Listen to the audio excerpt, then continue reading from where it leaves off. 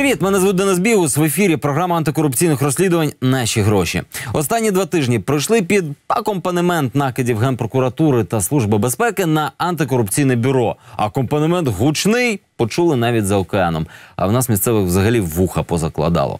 Коротко, історія там така. Агент НАБУ під прикриттям прийшов до керівництва міграційної служби в особі заступниці керівника і попросив зробити нелегальне українське громадянство його бізнес-партнеру іранцю.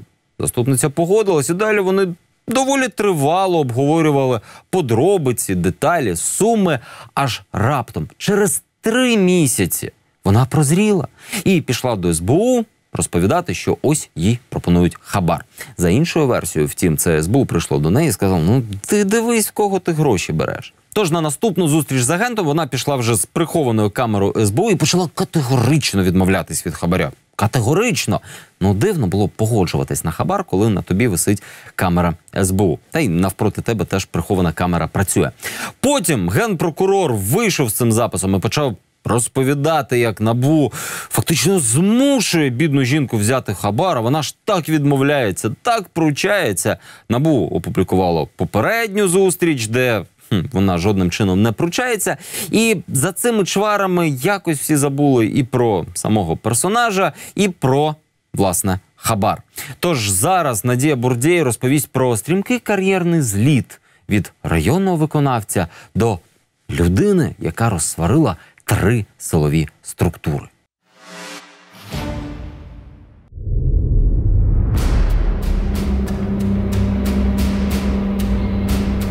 Зустріч Діни Пімахової, заступника голови Державної міграційної служби, із агентом Національного антикорупційного бюро. Приховану зйомку веде агент. Хочу с тобой поконсультироваться, совета попросить. Есть гражданин Ирана. Значит, его просят, он занимается получением украинского паспорта. Он чистый коммерсант, он даже здесь никогда не был.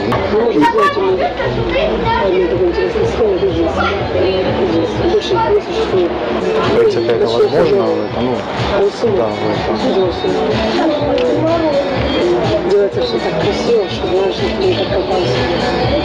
Ну, я тебе так скажу, не 30 минут, это без особого. В рамках спецоперації, яка триває вже декілька місяців, агент розпитує чиновницю про можливість нелегально виготовити український паспорт для громадянина Ірану. Пімахова підтверджує, така можливість є. Стати українцем без будь-яких законних підстав можна усього за $30 000. Какой-то алгоритм, сколько по времени это будет? Я тебе сказал документы, вы ее отдаете, мы подаем. Потом мы говорим, надо приехать, если чтобы типа экспертиза будет, что мы тут делаем. По времени сколько это растет? 4 месяца. Це каже не аби хто. Це слова заступника голови Державної міграційної служби України. 4 місяці, 3 візити в Україну і $30 000. Це все, що потрібно для нелегального українського громадянства. Зізнання про корупційну схему від керівництва міграційної служби, місяці роботи агентів антикорупційного бюро.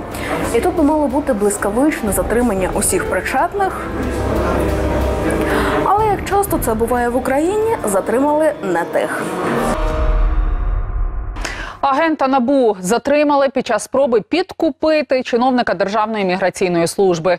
Під час чергової зустрічі щодо нелегального паспорту в операцію втрутилась Служба безпеки України і затримала детектива антикорупційного бюро. Координувала затримання Генеральна прокуратура. Чому ми це зробили? На моє глибоке переконання, працівники державних правоохоронних органів не мають права пропонувати чиновнику державному прийняти завідомо незаконне рішення і очікувати, яку суму він за це назве. Це чиста провокація. Це чиста провокація. Генеральний прокурор України називає дії набушників провокацією, хоч і визнає.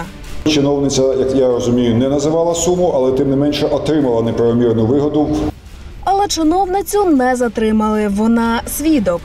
Просто генеральний прокурор вважає, що українських держслужбовців взагалі не можна розпитувати про корупційні схеми, бо вони можуть погодитись їх реалізувати. Ну, дуже слабкі українські держслужбовці. А вже наступного дня, після затримання, Діна Пімахова виступить перед журналістами. Мені, як державному службовцю, як першому заступнику голови Державної міграційної служби, запропоновано хабар. На короткому брифінгу вона розповість, що декілька місяців тому потоваришувала з чоловіком, який представився співробітником міжнародної компанії і наполегливо пропонував хабар.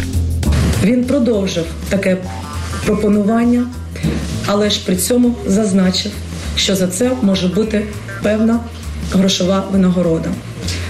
Після того я йому зазначила, що за такі дії передбачена законом відповідальність.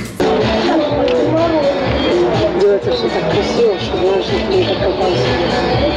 Ну, я тебе как сказала, не 30 минут, это без особого.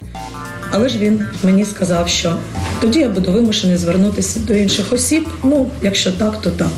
Діна Пімахова після пропозиції хабаря довго не наважувалась звернутись до правоохоронних органів. Дуже довго. Заяву жінка написала аж через 3 місяці після знайомства із детективом. Тоді в операцію втрутились СБУшники. Про деталі слідства вони добре знали, оскільки здійснюють прослуховування для антикорупційного бюро. Яка б не була секретна операція, на жаль, дані про те, з яких каналів зв'язку знімається інформація по цій операції, щодо яких осіб, на жаль, ця інформація є у наших колег Служби безпеки України. Ця інформація була використана для того, щоб завербувати цього фігуранта і в подальшому, використовуючи формальну заяву з приводу міфічної якоїсь провокації хабаря, зірвати цю операцію.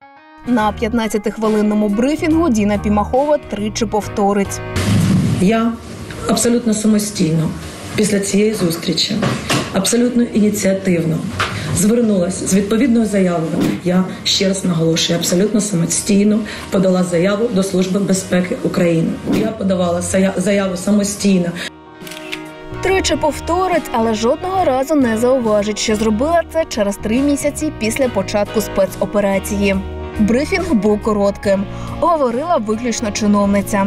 Але коли журналісти почали ставити запитання, прес-секретар міграційної служби втрутився. Колеги, все, дякую. Чиновниця міграційної служби відповіла далеко не на всі запитання. А за декілька днів і взагалі пішла у відпустку. Пока комментировать я дополнительно не могу, потому что идет следствие, поэтому вот такая ситуация. Пройдет время, тогда будем уже понимать, что я уже могу говорить. Єдиний короткий брифінг під керівництвом прес-служби, і більше Пімахова не з'являлась перед телекамерами. Хоча питань до неї багато. Адже це на останніх зустрічах з навішеною прихованою камерою СБУ Пімахова під відеозапис демонстративно відмовляється від хабаря. До того вона була значно лояльніша і фактично не приховувала ані планів допомогти із громадянством, ані вартості такої допомоги. В принципе, это возможно, Делается все так красиво, что, знаешь, не докопался. Ну, я тебе как сказала, не 30 минут, это без особого. Діна Пімахова з 99-го року на державних посадах. Починала із крісла державного виконавця районного рівня у Запорізькій області. У 2011 році потрапила до міграційної служби і за 6 років дослужилась до крісла заступника голови. У 2007 році Пімахова переїхала до Києва. Вже наступного року вона взяла в кредит однокімнатну квартиру ось у цьому будинку. Зарплата у чиновниці невелика, чоловік безробітний. Тож кредит вона планувала погасити аж у 2029 році. Але все склалось оптимістичніше. Ось це будинок, в якому нині мешкає заступниця міграційної служби.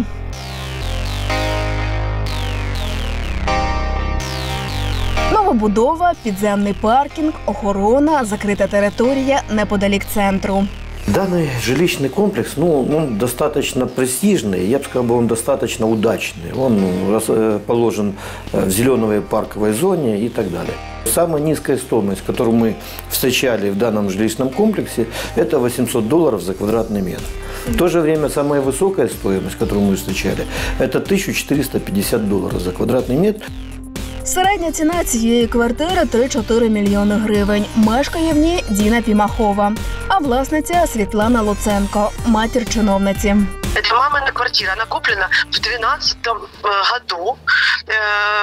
В смысле, она, в собственности мамы, да, в 2012 году. Все. А це мама за власні кошти купила чи як? Мама десь працює у вас? Надечка, я больше ничего пока говорить не буду, потому что, да, если как бы... Квартирне питання – це також таємниця слідства.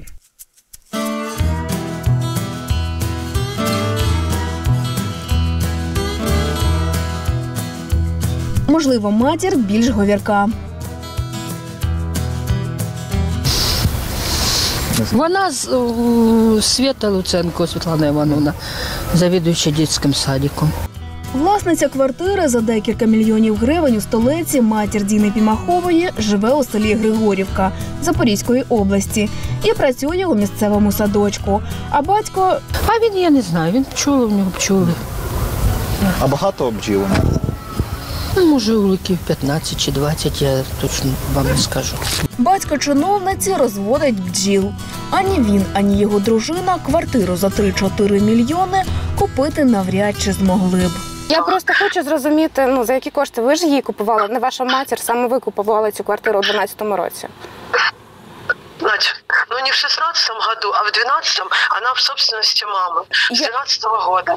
У 2012 році Пімахова одночасно прострочувала платежі за свою однокімнатну квартиру і знайшла декілька мільйонів, щоб купити іще одну.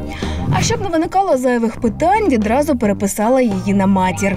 Ви були посадовцем ДМС і ви купували саме цю квартиру? Так. Давайте.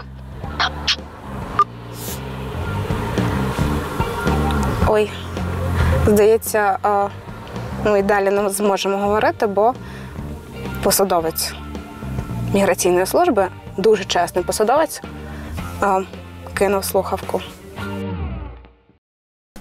Та не лише квартирою єдиною багата завідуюча Григорівським дитячим садочком. Також у Світлани Іванівни є Порш Каєн. І хоч живе жінка у Запорізькій області, Порш їздить столицею. Говорити з нами про свої квартири чиновниця не захотіла. Про автівки ми взагалі не встигли розпитати, хоча питати є про що. Ось, наприклад, ця автівка, на ній у 2015 році чиновниця потрапила в ДТП, але у декларації автівки взагалі не було. Та сьогодні Порш стоїть без діла. За чиновницею приїхала не менш коштовна Тойота, записана на 72-річну бабусю. Відчиніть, будь ласка, у нас 2 питання. Побачивши камерою журналістів, чиновниця ховається за сидіння автомобіля. Порш Каєн і нерухомість, записані на матір держслужбовця, це широко відома схема. Менш відома – нелегальний паспорт громадянина України за $30 000.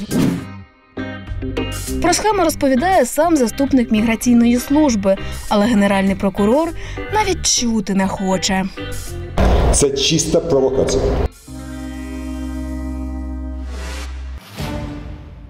Олексій Кривопішин, колишній директор Південно-Західної залізниці і персонаж наших численних розслідувань роки 2 тому, після яких, зокрема, і став колишнім директором. Аж раптом виринув радником мера Кличка і майже одразу почав отримувати гонорари від міста Києва у надзвичайно неприродній спосіб. Гонорар там $250 000 на рік. І так, $250 000 після мільярдних історій на залізниці – це для пана Кривопішина дріб'язок, але спосіб аж надто цікавий. Отож, Марина Анцифорова про те, що ніколи не пізно вигадати колесо і запатентувати.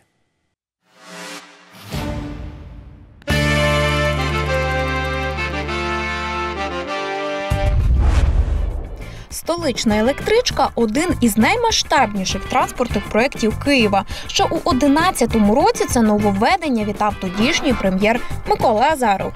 Это значительно облегчит жителям особенно отдаленных районов города Киева добраться до центра. Тоді через 15 станцій у різних районах Києва проклали кільцевий маршрут і пустили по ньому звичайну приміську електричку. На ремонт та обладнання станцій київська адміністрація витратила 140 мільйонів гривень. Ще близько 20 мільйонів на рік місто сплачує за використання залізничної інфраструктури та обслуговування електричок. Нині електричка ходить лише у години пік, вранці і ввечері, генеруючи приблизно 7 мільйонів збитків щомісяця. Логічно, що така завантаженість викликає питання щодо раціональності видатків. Але серед видатків на кільцеву електричку є виплата, яка жодних питань не викликає, тому що вона просто абсурдна. І це патентні виплати. У 2012-му, одразу після відкриття кільцевого маршруту, тодішній голова Південно-Західної залізниці Олексій Кривопішин реєструє патент на спосіб внутрішньоміських перевезень «Кільцева електричка». У патенті Кривопішина зазначено, що його спосіб відрізняється тим, що рух поїздів здійснюється послідовно, щонайменш через один магістральний перегін в межах. Та до біса, якщо вичавити усю воду з патентного опису, то суть там дуже проста. Коло. Директор Південно-Західної залізниці запатентував рух по колу. Ну окей, рух потяга по колу, хоча якщо там ще трішечки узагальнити, то він цілком може нажитись і на, не знаю, бігунах на стадіоні. Олексій Кривопішин очолював Південно-Західну залізницю з 2002 року. Неодноразово фігурував у розслідуваннях нашої програми. Компанії з орбіти керівника Південно-Західної залізниці виграли тендерів на обслуговування залізниці на понад 750 мільйонів гривень. На українській залізниці є ось такі поїзди. Їх теж прибирають фірми Олексія Кривопішина. Проте сам очільник Південно-Західної залізниці на таких поїздах навряд чи катається. А комплекс відпочинку доньки Кривопішина зведений на землі, яка призначалась залізничникам. Прийшла нам вказівка, це був серпень місяць, що потрібно зібрати аварійні бригади. Як виявилось потім, що це було Olympic Village. І після низки цих корупційних скандалів він втратив посаду. Ідею їздити від станції до станції Кривопішин запатентував у 2012 році. Але попри патент, електричка їздила безкоштовно, коли він очолював залізницю і коли тимчасово був безробітним. Але потім дещо змінилося.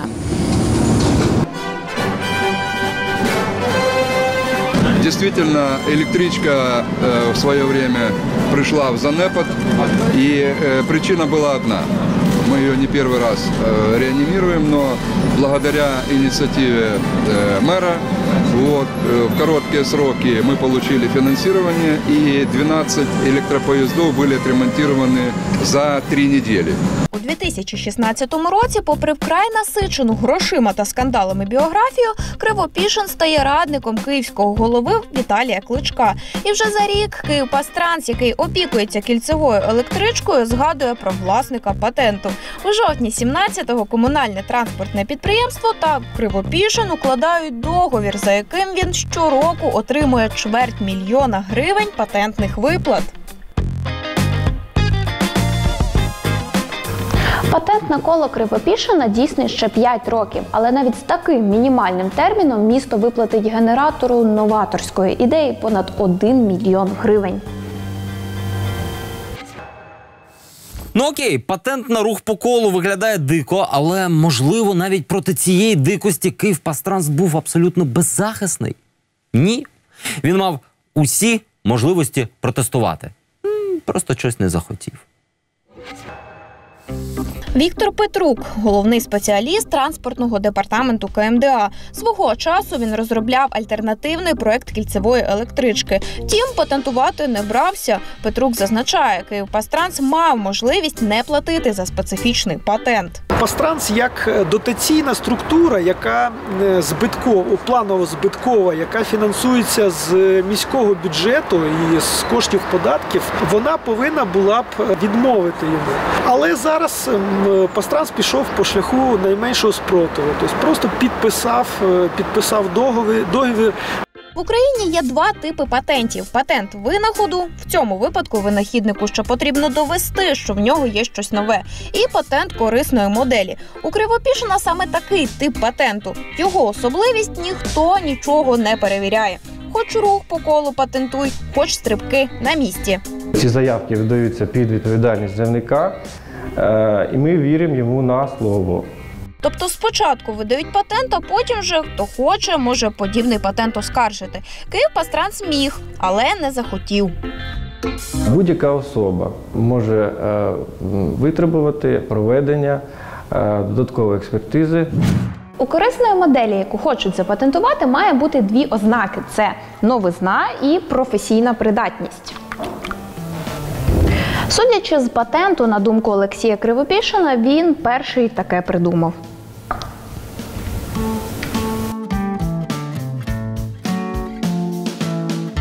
Насправді, аналогів такого транспорту у світі безліч, що логічно. Їздити колом не те, щоб неочевидне новаторство.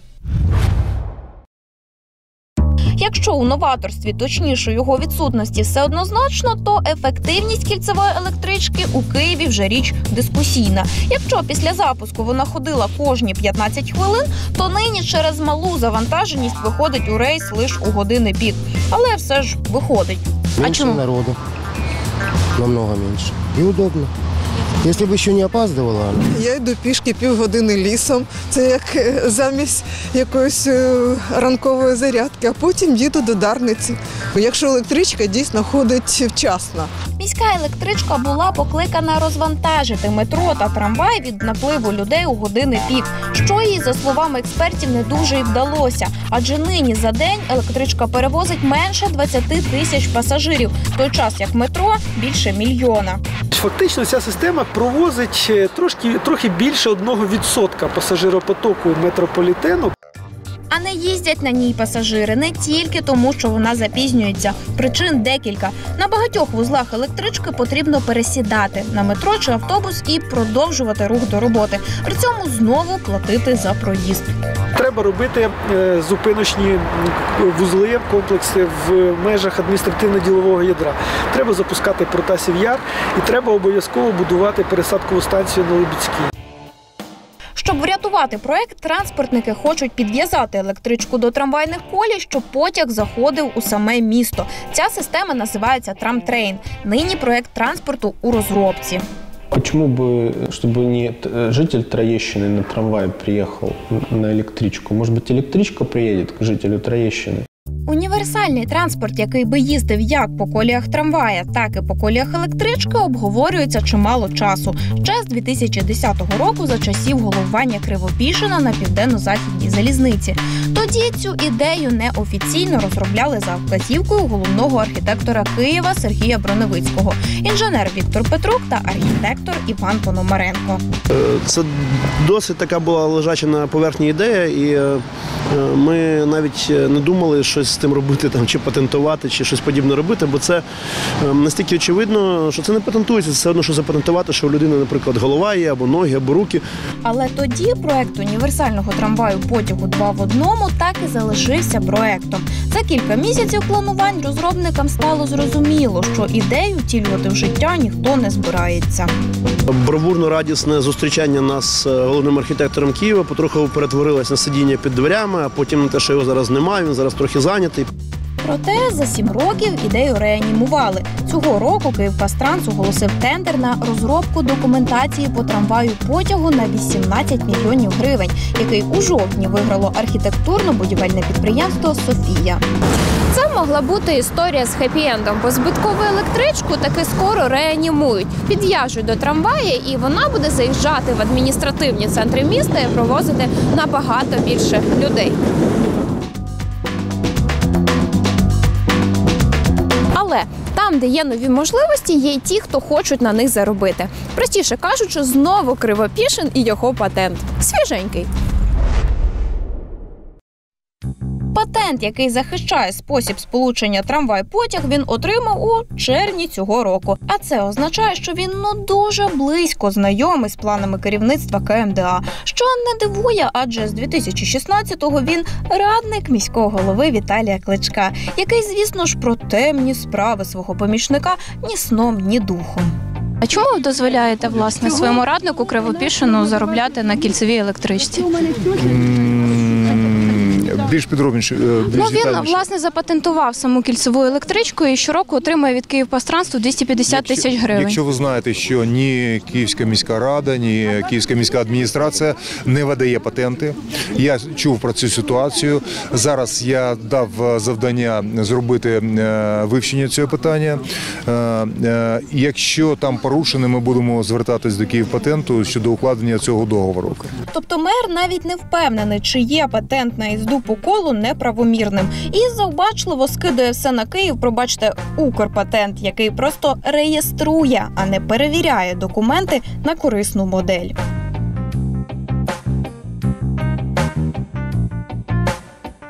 Проверил буквально все, в каком они состоянии. И я вижу, что на 10 число мы завершим все работы для того, чтобы сдержать слово, которое было дано мэру, для того, чтобы этот проект наземного метро заработал с новой силой. У 2014-му Олексій Кривопішин у інтерв'ю переконував, що зробить усе, аби реанімувати міську електричку, бо це особисте прохання мера Києва. Насправді вже тоді екс-голова залізниці її запатентував та планував на цьому заробляти. Залишається здогадуватись, чому Кличко тоді закрив на це очі. Чи то через теплі стосунки, чи то через те, що Кривопішин своє слово худо-бідно, але дотримав. А на сьогодні все. Спілкуйтесь з нами у соцмережах, дивіться нас на Ютубі. Якщо маєте цікаву тему, обов'язково напишіть нам на електронну пошту. В телеефірі побачимось вже за тиждень. До зустрічі.